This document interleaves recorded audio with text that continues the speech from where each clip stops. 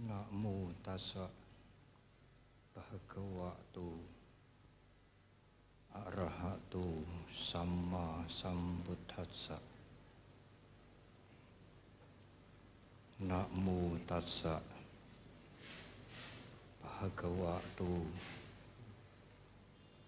arahato samma sambuddhassa. Namo tassa bhagavato arahato samma sambuddhassa. Nak paresang wilomani, nak paresang kata kathang, atanowa awekeya, kathani akathani jati.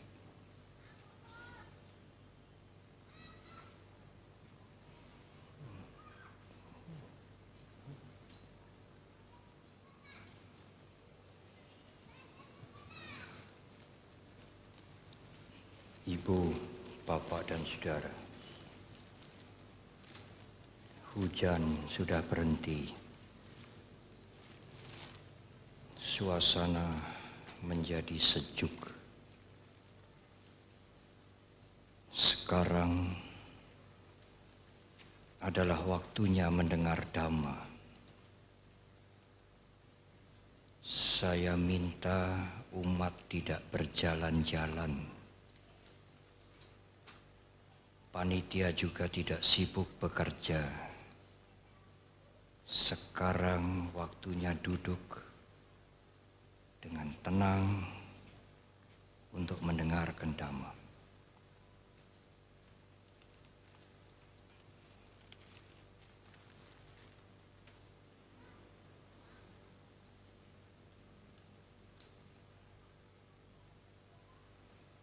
Sangha yang saya hormati, para pandita, para ibu, bapak, saudara, utamanya tamu kehormatan dari Kedutaan Besar Thailand, anak-anak semuanya yang berbahagia.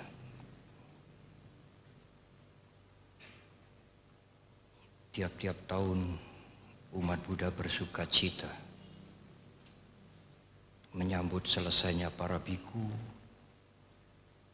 menjalani masa wasa selama 3 bulan.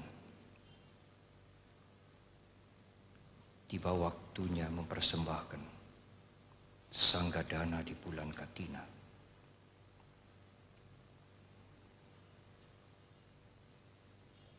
Katina menggambarkan hubungan yang demikian dekat. Bukan hubungan formal semata-mata, tetapi hubungan antara guru dengan murid. Hubungan umat terhadap para biku sebagai gurunya.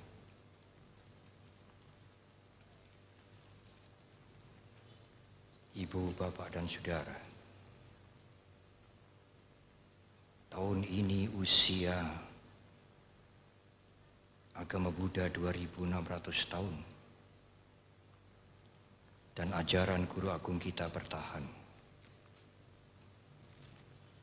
Tidak basi, bahkan semakin banyak orang belajar dhamma. Padahal pada waktu pertama kali Guru Agung kita mengajarkan dhamma, hanya 5 orang yang mendengar. Guru Agung dan para biku berkelana sebagai pabajita, orang yang tidak punya rumah. Tinggal di gua, di pinggir hutan, di bawah pohon. Berjalan kaki. Tetapi kemudian para raja mendukung Guru Agung kita dan Sangha, antara lain Bimbisara yang memberikan taman kerajaan, Taman Tupai atau Weluwana, hutan bambu, taman kerajaan dan segala gedungnya itulah menjadi wihara pertama di Rajagaha. Tidak hanya raja, Anatapindika orang yang sangat kaya. Tetapi orang kaya ini suka menolong orang miskin. Orang yang memberikan makanan kepada orang miskin. Anatapindika Mahaseti, orang kaya, saudara. Andai kata di zaman itu ada majalah Forbes, Anatapindika mungkin nomor 0. Anatapindika memberikan tanah yang luas sekali dengan cara menempel uang emas menjadi Jetawana atau Anatapindika Arama. Demikian pula kaum terpelajar seperti Dr. Jiwaka Kumarabadja memberikan rumah sakitnya kepada Sangga, Jiwaka Ambawana Arama. Kalau ibu bapak dan saudara bersiarah ke India, wihara-wihara yang saya sebutkan itu masih bisa dilihat dengan jelas. Dan agama Buddha mendapatkan dukungan, tidak luntur sampai 2600 tahun kemudian. Ibu, bapak dan saudara, sama seperti yang dialami para biku Sangga Theravada Indonesia 36 tahun yang lalu. Sangga Theravada Indonesia didirikan di Wihara Tanah Putih.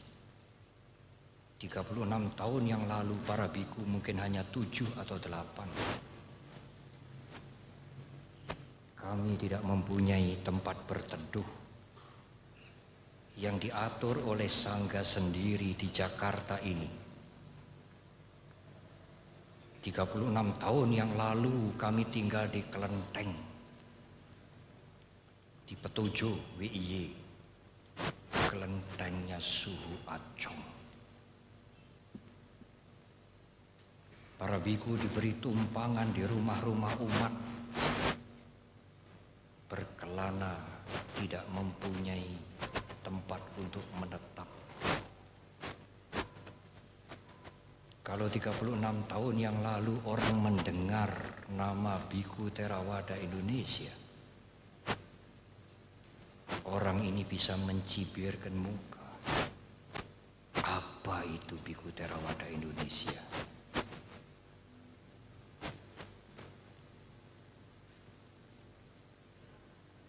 Sekarang, saudara, Dhammacakka demikian besar, dan di belakang akan dibangun 10 tingkat. Bukan mercusuar tetapi kebutuhan. Ada wihara di Mbojong,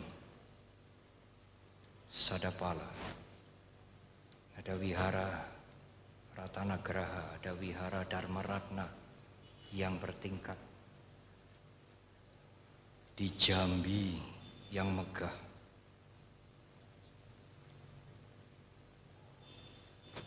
di Medan akan mulai, di Singkawang, di Banjarmasin yang ada sekolahnya, di Balikpapan yang 3 hektar, di Samarinda, Tanah Putih yang semakin cantik, Wihara Lasem yang 8 hektar, juga Wihara Mendut, Wihara di Balerejo, Bodigiri yang 1 bukit, Wihara di Malang Dhammadipa Arama yang semakin luas, di ujung pandang, di Bali, di Lombok, Tidak pernah kita bayangkan 36 tahun yang lalu, saudara. Waktu kita tidak mempunyai tempat yang tetap.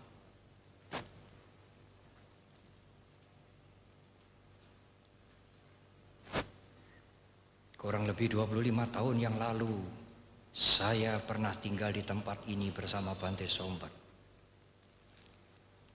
Dari gubuk dan atapnya rumput. Kami tinggal di wihara mendut yang lantainya tanah, bukan keramik, bukan semen. Dhammadippa Arama kalau musim dingin harus rajin menambal dinding bambu dengan kertas semen. Sekarang semuanya berubah 36 tahun yang lalu. Orang mengatakan ya karena para biku memimpin kami. Benar, saudara, tetapi kalau tidak ada umat, apa yang bisa dilakukan oleh para biku? Ada umat, ada biku, ada umat. Tetapi juga ada faktor ketiga. Kalau Sangga Theravada Indonesia menjadi seperti sekarang, karena umat percaya kepada Sangga Theravada Indonesia. Lintas agama juga percaya kepada kami.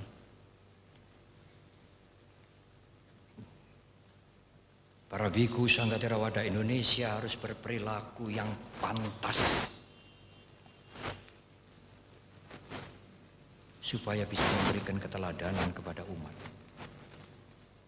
Tetapi saudara, jangan salah mengerti. Para biku berperilaku pantas bukan semata-mata supaya dipercayai umat, bukan. Para biku berperilaku pantas bukan karena takut ditinggalkan umat, bukan, saudara. Para biku berperilaku pantas menjaga sila karena menjaga sila itu merupakan latihan untuk mencapai kebebasan. Bukan semata-mata untuk merebut hatinya umat.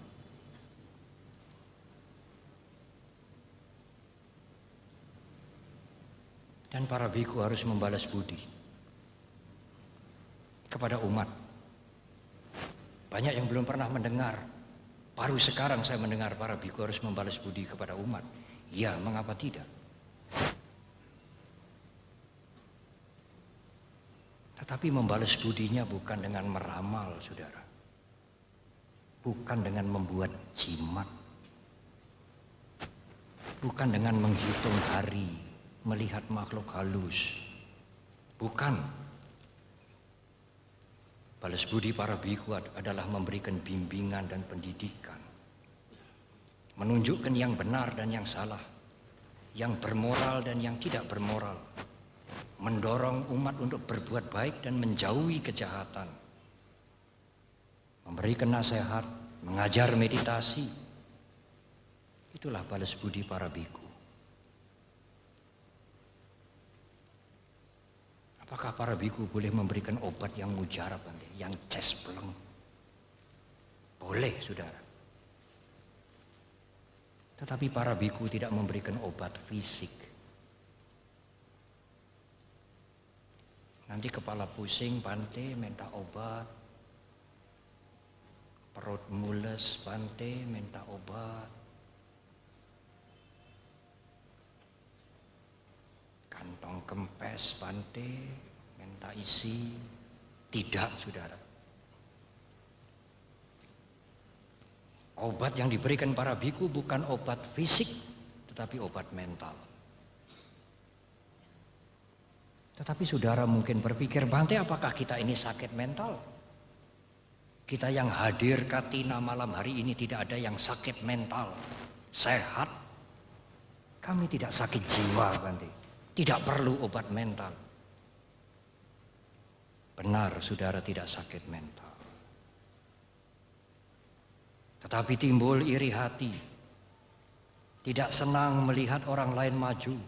Curiga.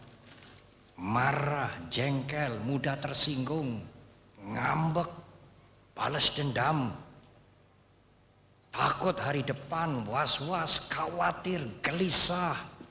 Apa itu kalau bukan sakit mental, saudara? Para biku memberikan obat untuk itu.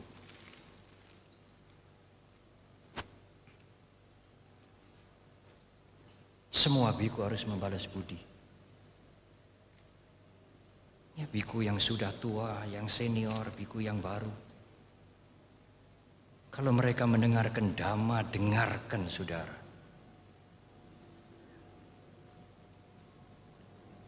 Banyak orang yang bertanya, besok minggu nanti yang memberikan khotbah siapa ya? Nanti hari Minggu yang memberikan khotbah di wihara itu Samanera. Samanera, mules perut saya besok Minggu. Kok hari Minggu sakit sekarang sudah tahu? Siapapun yang mendengarkan dhamma, dengarkan, saudara.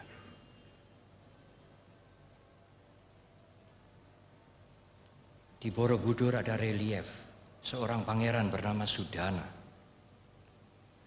Dia berguru untuk mencapai pencerahan. Mendatangi 55 guru. Dan guru itu disebut Kalyana Mitra, sahabat sejati. Siapa gurunya?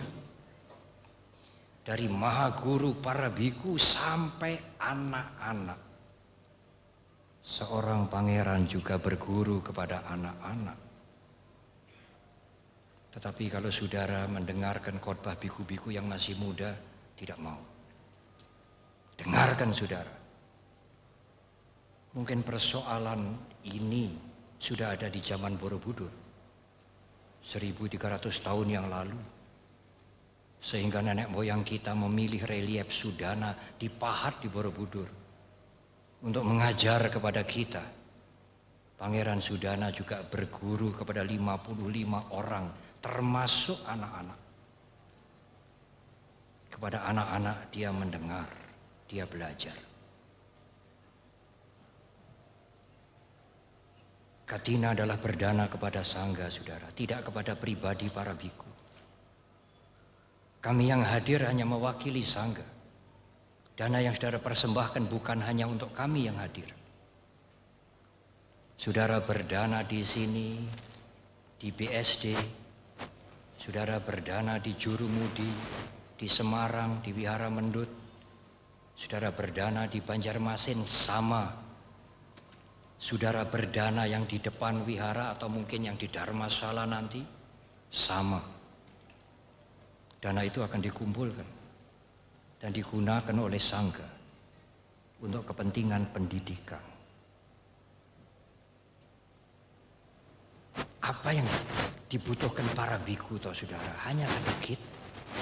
Makan sehari hanya 2 kali, kadang-kadang sekali. Jubah hanya 1 setel, 2 setel. Kalau 2 setel, yang 1 setel milik bersama, yang miliknya sendiri hanya 1 setel, 3 lembar. Jarum benang, pisau cukur, tidak lebih. Semuanya ini milik sangga. Tiap tahun Sangga Theravada Indonesia mengeluarkan kira-kira 600 juta untuk membantu wihara di desa-desa yang kalau gentengnya pecah, mengganti saja tidak mampu. Untuk transportasi, untuk pendidikan, untuk membantu korban-korban bencana alam.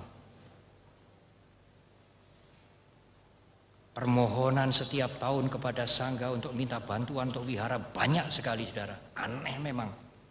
Mereka minta kepada sangga, bukan mereka memberi kepada sangga.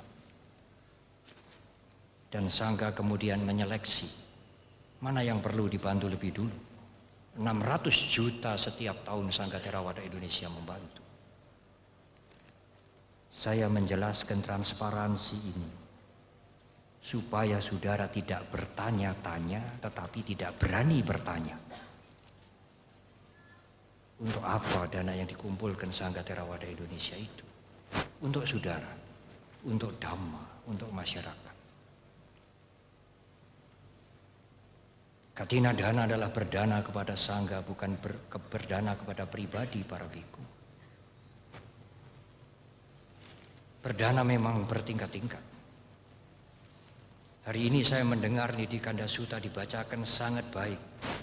Terjemahannya juga bagus, sempurna.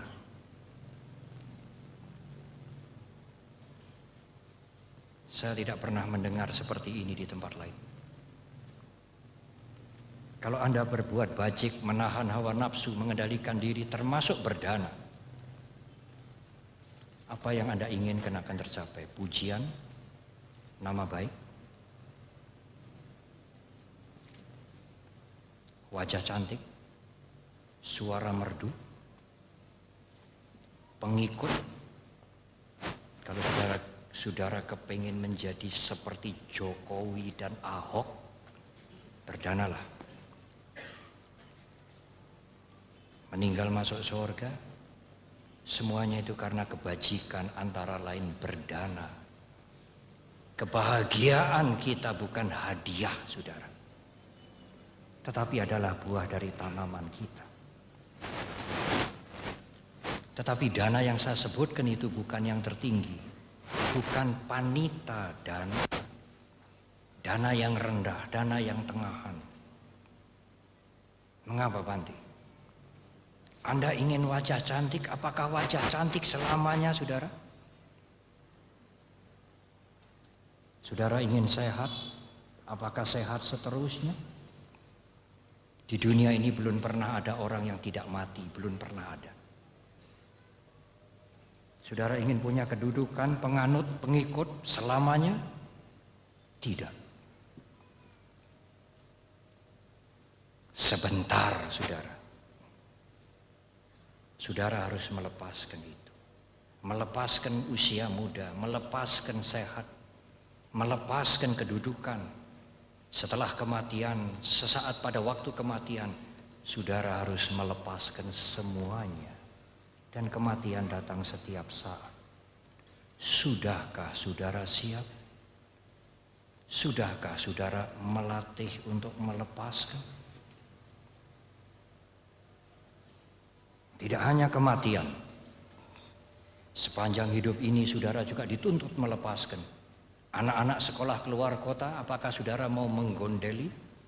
Harus dilepaskan. Anak-anak punya pasangan yang tidak cocok dengan selera orang tuanya harus melepaskan. Kendaraannya rusak, ditabrak, harus dilepaskan. Bagaimana kalau saudara tidak pernah belajar melepaskan? Hanya mencari. Alangkah sengsaranya orang yang tidak pernah belajar melepaskan. Kalau hukum alam menuntut kita untuk melepaskan, orang yang paling sengsara, orang yang tidak bisa melepaskan. Oleh karena itu berdana yang paling tinggi adalah memberi untuk latihan melepaskan. Orang kalau bisa melepaskan hatinya tenteram, saudara, meskipun hanya sedikit. Tapi kalau orang mencari mendapatkan, puasnya kemudian ingin cari lagi. Tidak puas-puas. Kalau orang memberi untuk melepaskan, meskipun sedikit, dia bisa memberi, dia sangat bahagia.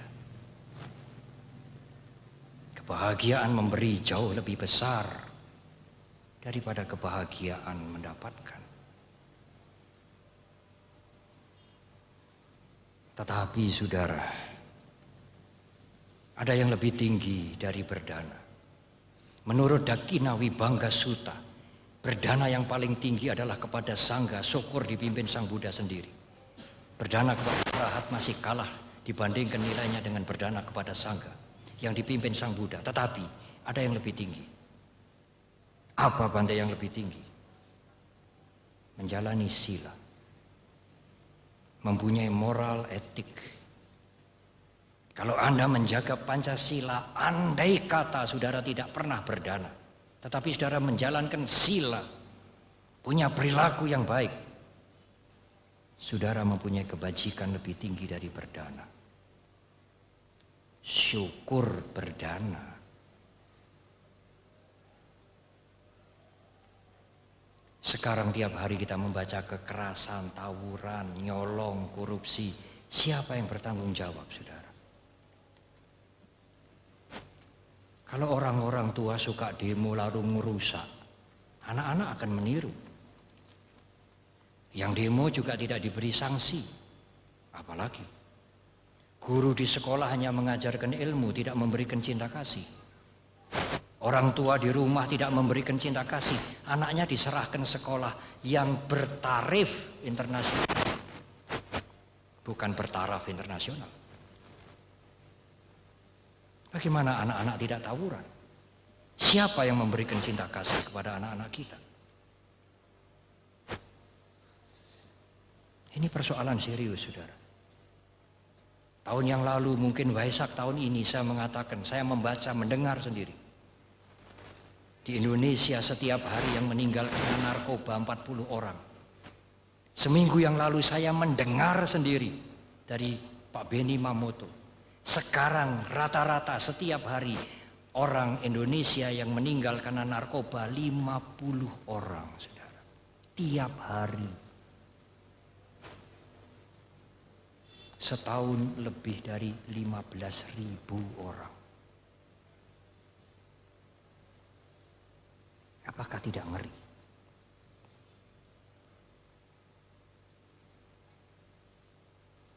Siapa bertanggung jawab, saudara? Saya bicara tidak main-main. Kalau tidak bicara sekarang malam ini, kapan kami para biku memberikan nasihat kepada saudara? Tidak bisa hanya mengandalkan regulasi, membuat undang-undang, keadilan ditegakkan, pengadilan harus, tidak bisa memperbaiki masyarakat ini hanya karena itu. Harus ada komitmen pada diri kita. Tekad untuk mengendalikan diri dari perbuatan yang buruk. Anda masing-masing termasuk saya harus bertekad menjaga etika. Baru masyarakat ini menjadi lebih baik. Tidak bisa mengandalkan pada undang-undang dan pengadilan. Dulu kalau anak nakal ditegur orang tua, dia menyadari diri. Kalau bawahan ditegur atasan, dia insyaf. Kalau orang mencuri, korupsi, dihukum supaya kapok, dia tidak berani lagi. Sekarang lain. Saya mencuri dihukum, awas. Saya akan cari cara yang lebih canggih supaya tidak ketangkep. Kalau sekarang ketangkep, cari cara yang lebih canggih supaya tidak ketangkep. Bagaimana akan terjadi perbaikan kalau niatnya seperti itu? Bukan ingin memperbaiki diri, ingin cari cara yang lebih canggih untuk berbuat buruk. Saya mohon meskipun umat Buddha sedikit, umat Buddha harus mengatakan saya tidak seperti itu. Kita sendiri, kita mulai dulu dari diri kita sendiri. Jangan menuntut orang lain. Anda menginginkan orang lain disiplin, anak-anak disiplin. Tapi apakah saudara sudah disiplin sendiri? Kalau orang tua tidak mendisiplin dirinya sendiri, bagaimana anak-anak diminta disiplin? Tidak masuk akal. Kalau pimpinan tidak disiplin, bagaimana anak buah disuruh disiplin? Tidak mungkin. Mari kita memperbaiki diri kita dulu. Atanang rakanto, parang rakanti, parang rakanto, atanang rakanti. Kalau Anda menjaga diri Anda tidak berbuat buruk, otomatis Anda menjaga orang lain. Orang lain tidak dirugikan karena Anda tidak berbuat buruk. Bagaimana Bante menjaga anak saya, menjaga keluarga saya, supaya tidak hancur? Kalau Anda ingin menjaga keluarga saudara, parang rakanto, atanang rakanti. Kalau Anda ingin menjaga orang lain, menjagai orang lain, caranya, jagailah diri Anda dulu sendiri. Kalau Anda menjaga diri Anda tidak merugikan orang lain. Anda tidak merugikan keluarga Anda. Anu pawado, anu pagato, jangan menghina, jangan menyakiti, apalagi membunuh.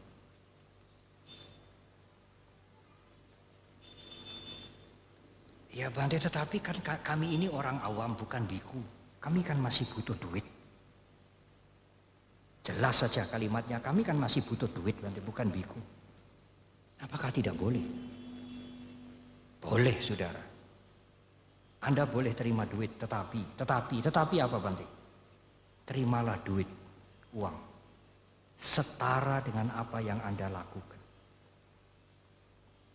Apakah Anda memberikan jasa, pegawai, wartawan, karyawan, guru? Apakah Anda pedagang? Berikan jasa, menjual barang yang setara untuk mendapatkan uang. Jangan masuk kantor baca koran. Semua koran sampai iklan-iklan itu dibaca semua. Lalu SMS, BB, ngerumpi pulang. Dia berpikir, kalau bisa ya bekerjanya ringan, gajinya besar. Tidak bermoral, saudara. Kalau bisa ya kerjanya ringan, Bante, tapi gajinya gede. Apakah pegawai seperti ini bermoral?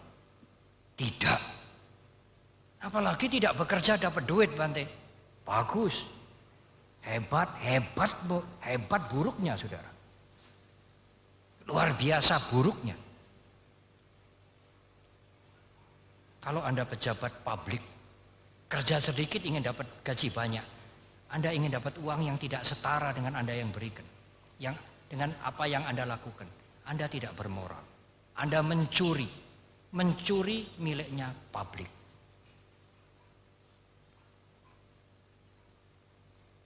Ada guru, dia mengajar tidak peduli, yang diajar ngerti atau tidak ngerti. Pokoknya saya ngajar, udah. Waktu ujian, dosen-dosen, guru-guru tidak mau menunggu ujian, diserahkan ke pegawai. Kemudian selesai ujian, hasilnya dikumpulkan, diberikan ke dosen ini. Dosen ini mengatakan, tidak usah hasilnya berikan kepada saya. Saya sudah tahu nilainya mereka masing-masing. Hasil ujian belum diperiksa, dia mengatakan, saya sudah tahu nilainya masing-masing. Orang ini tanya, lalu Pak nilainya bagaimana? Yang cantik-cantik, bagus. Apakah dosen ini bermoral, saudara? Dia seorang umat Buddha. Orang lapor kepada kami.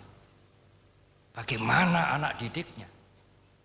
Apalagi kalau dia menjadi pemimpin. Oleh karena itu, semuanya termasuk saya, mari kita komit, bertekad untuk diri sendiri. Aku akan memperbaiki diriku dulu, sambil mengajak keluarga dan orang lain menjadi baik. Tidak ada pilihan lain. Saya akan mengakhiri uraian ini dengan satu hal yang agak sulit. Sebetulnya akan saya tutup sekian. Tetapi karena hujan sudah berhenti. Apalagi hari ini ada katina kerajaan. Pertama kali Raja Thailand, Raja Rama yang ke-9 mempersembahkan katina kepada para biku yang berwasa di wihara ini. Resmi. Pejabat dari kedutaan masih ada di depan. Jam 4 tadi. Kami tidak membayangkan 36 tahun yang lalu Sangga Theravada Indonesia yang seperti orang keleleran sekarang mendapatkan katina dari raja. Saya ingin menutup uraian ini terakhir. Perhatikan saudara. Tidak mudah, tetapi ini penting. Ada sesuatu yang dianggap tidak buruk. Anda sekalian menganggap itu seperti tidak buruk. Tetapi itu keburukan yang sangat berbahaya. Apa itu saudara? Keakuan. Ini jasaku, Ini pekerjaanku. Kalau tidak ada aku, tidak bisa jadi begini. Tetapi kalau dia bekerja sungguh-sungguh, Bante, dia mengatakan, ini kerjaanku, ini jasaku, apakah salah? Hati-hati, saudara. Ego itu berbahaya. Anda menganggap biasa, bukan kejahatan. Tetapi ego, aku itu akar kejahatan. Semua perbuatan buruk datangnya dari ego. Kepingin yang lebih besar, lebih besar, lebih besar. Tidak bisa mengukur kemampuannya karena aku ingin lebih besar. Dia tidak mengukur kemampuannya, bisa tidak. Akunya lebih besar, keinginannya lebih besar. Kalau keinginannya lebih besar, dia tidak mampu memenuhi, bagaimana? Dia membenci kepada orang lain. Atau membenci pada dirinya sendiri. Bunuh diri. Semuanya datang dari aku. Kalau di rumah tangga, ibu dan ayah tidak bisa mengendalikan akunya, perang terus di rumah. Ibu merasa berjasa, ayah merasa lebih berjasa. Dan anak-anak menuntut. Itu adalah aku semua. Demikian juga di organisasi, di wihara, di organisasi olahraga, di apapun, di paguyuban apapun, di arisan. Di mana-mana. Kalau Anda mengumbar aku Anda, timbul masalah tidak akan pernah berhenti. Mudah marah, mudah tersinggung, merasa dilangkai, merasa dihina, merasa dikentuti. Itu aku semua. Kalau Anda bisa memadamkan aku, beres, saudara. Kita menjadi tentram, menjadi tenang. Apa sulitnya? Aku itu pikiran kita yang membuat kita sendiri. Kita sendiri yang membuat aku itu. Ego itu ilusi. Tidak real, wipalasa. Itu yang membakar kita untuk keserakahan, kebencian, kemarahan, dendam, tersinggung, khawatir, was-was, takut, dan sebagainya. Semuanya muncul dari moha, dari aku. Mengerti? Mengerti, Bante. Buang aku. Ya, Bante. Orang ini kemudian latihan. Bante, aku sudah bisa buang aku, Bante, sekarang. Sami mawon, saudara. Itu juga aku. Berhati-hatilah dengan aku. Bagaimana, Bante, supaya tidak kecolongan aku? Bermeditasilah. Hanya sati, hanya awareness yang bisa melihat munculnya aku yang halus. Kalau aku itu dipadamkan, selesailah semua. Tidak ada persoalan mengendalikan diri. Kalau aku bisa dikendalikan, pikiran bisa bersih, sila kita otomatis baik. Berhati-hatilah dengan aku, apalagi kerja sosial. Orang kerja sosial itu, akunya dikecilkan, jangan dibesarkan. Pintu maafnya dibuka yang lebar-lebar. Kalau Anda tidak sadar dipermainkan oleh aku, Anda akan mendapatkan masalah.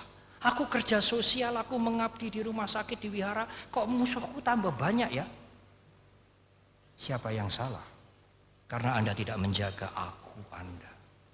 Kecilkan aku, buka pintu maaf. Itulah kebajikan. Nak paresang bilo mani, jangan mencari kesalahan orang lain. Nak paresang kata-katang, jangan menilai orang lain yang dia sudah buat apa ya, yang dia belum buat apa ya. Dia ini udah berdana menyumbang Wisma Narada belum sih? Nggak usah lihat orang lain sudah menyumbang atau belum. Anda sendiri sudah menyumbang atau belum? Aku sudah menyumbang atau belum? Jangan melihat orang lain. Dia gimana? Dia sudah menyumbang atau belum? Mengapa melihat orang lain? Mengapa menilai orang lain? Atanowa awekea, lihat diri sendiri. Katani jati. Apa yang sudah saya lakukan, apa yang belum saya lakukan. Itu lebih penting, lebih relevan daripada menilai orang lain. Kita bisa berbuat baik tanpa menilai orang lain. Selamat merayakan Katina, saudara. Saya harus stop sampai sekian. Karena besok siang masih ada khotbah Katina lagi. Selamat berdana dengan pengertian yang benar. Marilah kita maju, membersihkan batin kita untuk mencapai kebahagiaan yang sesungguhnya. Semoga Tiratana melindungi kita. Terima kasih. Sadu, sadu, sadu.